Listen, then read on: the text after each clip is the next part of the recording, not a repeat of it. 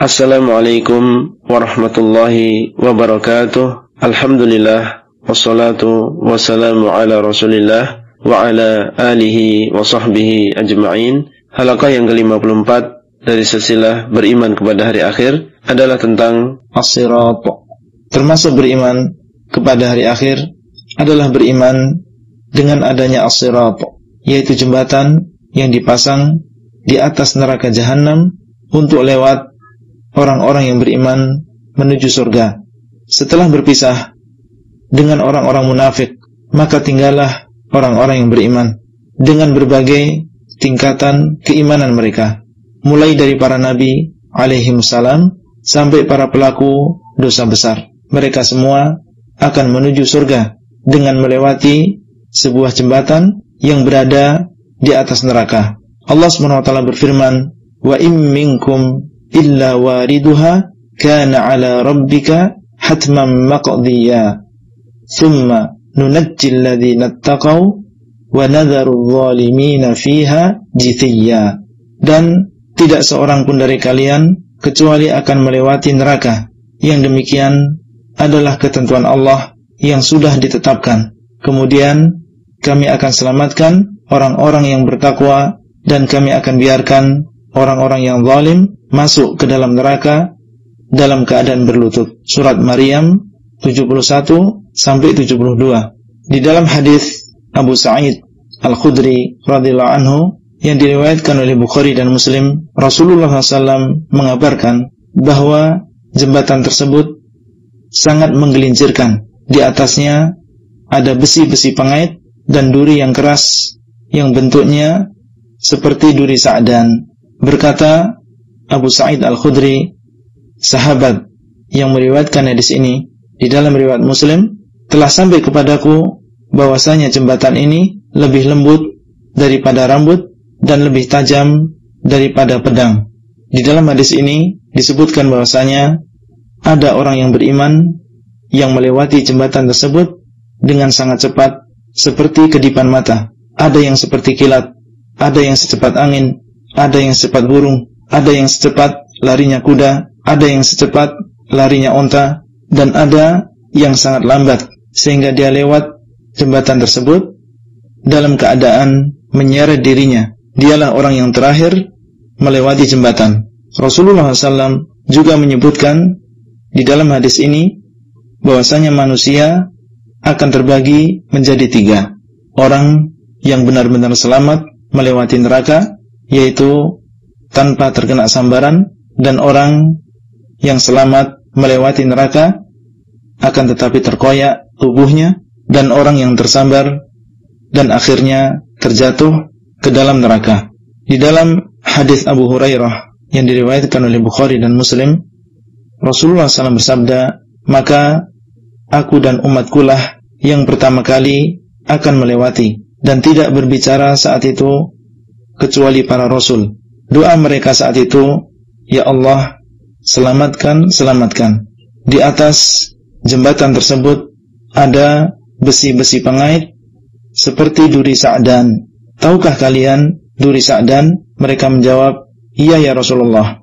Beliau berkata, besi pengait tersebut seperti duri sa'dan, namun tidak mengetahui besarnya kecuali Allah. Dia akan menyambar manusia sesuai dengan amalan mereka, yaitu dosanya.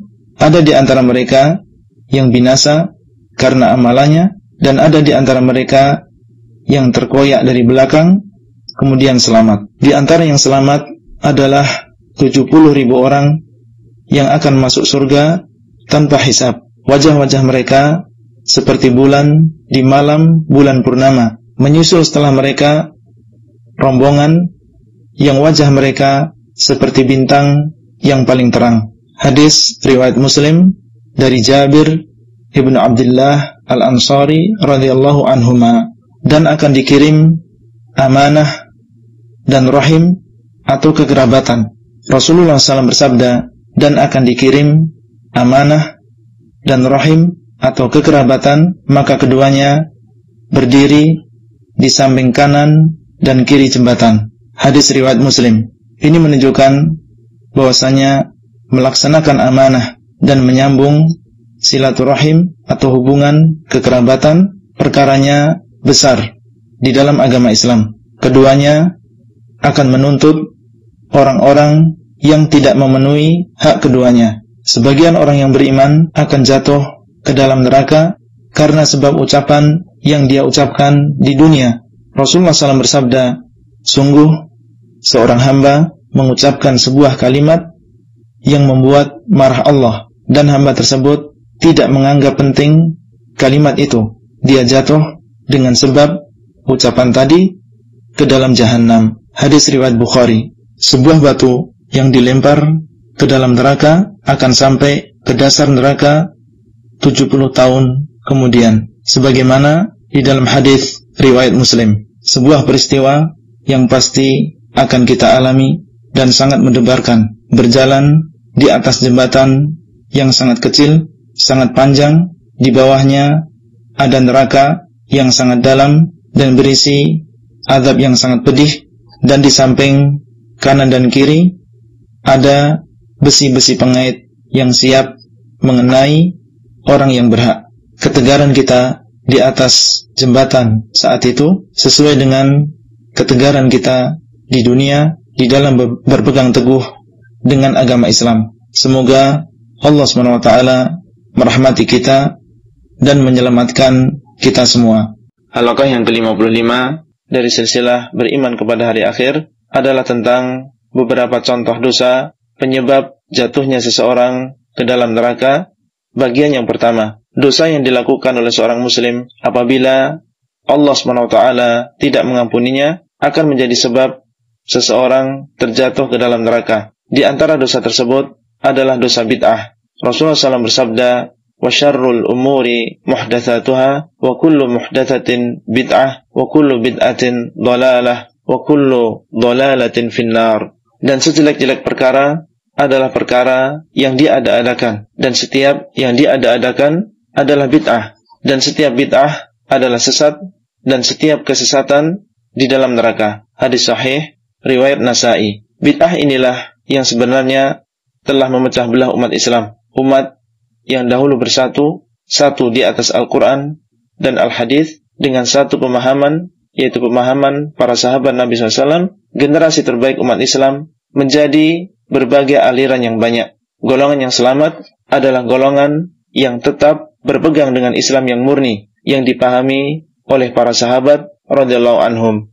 Rasulullah SAW bersabda, wa taftariqu ummati ala 73 millah kulluhum finnar illa millatan wahidah. Qalu wa man hiya ya Rasulullah? Qal ma ana alaihi wa ashabi. Dan akan berpecah belah umatku menjadi 73 golongan. Semuanya masuk ke dalam neraka kecuali satu golongan. Mereka berkata, siapakah golongan tersebut ya Rasulullah? Beliau menjawab, golongan yang berada di atas jalanku dan jalan para sahabatku. Hadis hasan riwayat Tirmidzi.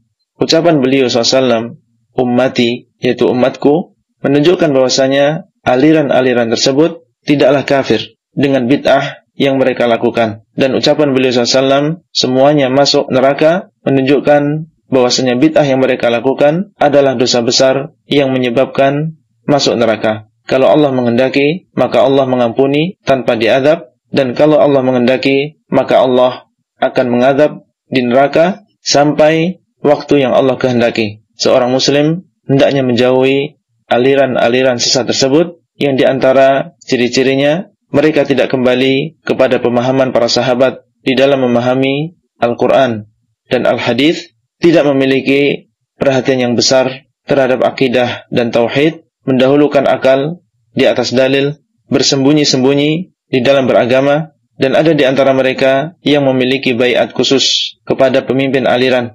Dan di antara cirinya mencela atau membicarakan kejelekan penguasa, tidak berhati-hati di dalam berdalil dengan hadis-hadis Rasulullah SAW, mencukupkan diri dengan Al-Quran tanpa hadis di dalam berdalil. Dan di antara cirinya mereka mudah mengkafirkan orang yang tidak sependapat dengan mereka. Hendaknya seorang muslim meninggalkan bid'ah meskipun dianggap baik atau hasanah oleh sebagian manusia, meninggalkan aliran-aliran sesat tersebut dan jangan tertipu dengan pakaian atau banyaknya jumlah mereka, karena kebenaran tidak diukur dengan perkara-perkara tersebut, tapi diukur dengan kesesuaiannya dengan Al-Quran dan Al-Hadis. Menasihati para pengikut aliran sesuai dengan kemampuan supaya kembali kepada kebenaran dengan cara yang hikmah merupakan bentuk rasa cinta kita kepada saudara se-Islam dan upaya menyatukan umat di atas kebenaran serta menyelamatkan mereka dari ancaman neraka. Dan perlu diketahui bahwasanya meninggalkan aliran-aliran tersebut juga bukan berarti seseorang hidup jauh dari agama, menjauhi ilmu dan para ulama, kemudian mengikuti syahwat dan hawa nafsunya. Karena seorang muslim di dunia ini dituntut untuk menjauhi fitnah syubhat, yaitu kerancuan berpikir, dan menjauhi fitnah syahwat. Semoga Allah SWT memberikan hidayah kepada kita semua. Halaqah yang ke-56 dari silsilah beriman kepada hari akhir adalah tentang beberapa contoh dosa penyebab jatuhnya seseorang ke dalam neraka. Bagian yang kedua, di antara dosa yang membahayakan seorang yang beriman dan bisa menjadi penyebab jatuhnya seseorang ke dalam neraka ketika melewati sirat adalah berdusta atas nama Rasulullah SAW. Beliau SAW bersabda, "Man kadzaba alayya muta'ammidan falyatabawwa maq'adahu minan nar." Barang siapa yang berdusta atas namaku dengan sengaja, maka hendaklah dia menyiapkan tempatnya di dalam neraka. Hadis riwayat Bukhari dan Muslim. Hendaknya seseorang berhati-hati di dalam menyampaikan hadis dari Nabi SAW, menjauhi hadis-hadis dhaif dan palsu, baik dalam masalah akidah, fadhailul a'mal, maupun masalah yang lain. Dan bagi yang tidak mampu menghukumi sendiri sebuah hadis, maka hendaknya dia taklid dengan ulama atau ustadz yang dia anggap paling ahli di dalam hadis. Di antara dosa tersebut adalah dosa lisan dan kemaluan. Nabi Muhammad SAW pernah ditanya tentang perkara yang paling banyak memasukkan manusia di dalam neraka. Maka beliau SAW mengatakan, al-famu wal farj, mulut dan kemaluan. Hadis sahih riwayat Tirmidzi dan Ibnu Majah. Dosa yang dilakukan mulut seperti dusta, membicarakan kejelekan orang lain, mengadu domba, berfatwa tanpa ilmu, menuduh tanpa hak, makan dan minum yang haram, dan lain-lain.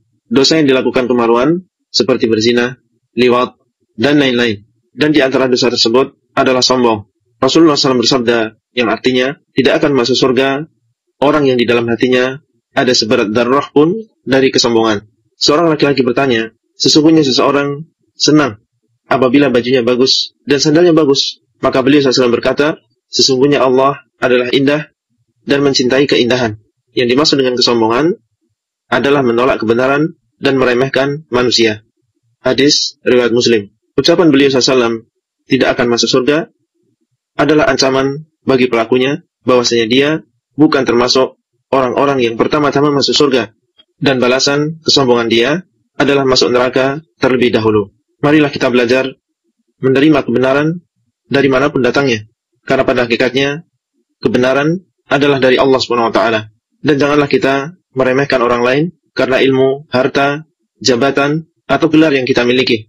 Karena Allah SWT yang telah memberikan kepada kita kenikmatan-kenikmatan tersebut mampu untuk memberikan kepada orang lain yang semisal atau yang lebih baik kapan Allah kehendaki. Semakin seseorang rendah hati karena Allah, maka Allah akan semakin mengangkat derajatnya. Di antara dosa tersebut adalah dosa memakan makanan yang haram.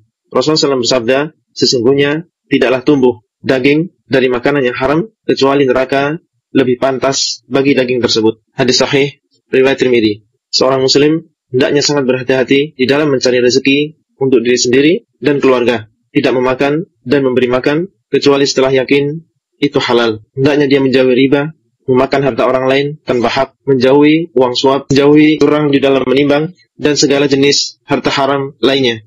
Dan di antara dosa yang bisa menjadi sebab jatuhnya seseorang ke dalam neraka adalah tidak ikhlas di dalam menuntut ilmu. Maksudnya ilmu agama. Rasulullah SAW bersabda yang artinya, barang siapa yang menuntut ilmu yang sebenarnya digunakan untuk mencari ridha Allah, dia tidak menuntut ilmu tersebut kecuali untuk mencari dunia, maka dia tidak akan mencium bau surga pada hari kiamat. Hadis sahih riwayat Abu Dawud. Di dalam hadis yang lain, beliau SAW mengabarkan bahwasanya barang siapa yang menuntut ilmu hanya untuk menyombongkan diri di hadapan para ulama atau berdebat dengan orang-orang bodoh, maka ancamannya adalah neraka. Hadis sahih riwayat Ibnu Majah. Itulah yang bisa kita sampaikan pada kesempatan kali ini. Wassalamualaikum warahmatullahi wabarakatuh. Abdullah Rai di kota Al-Madinah.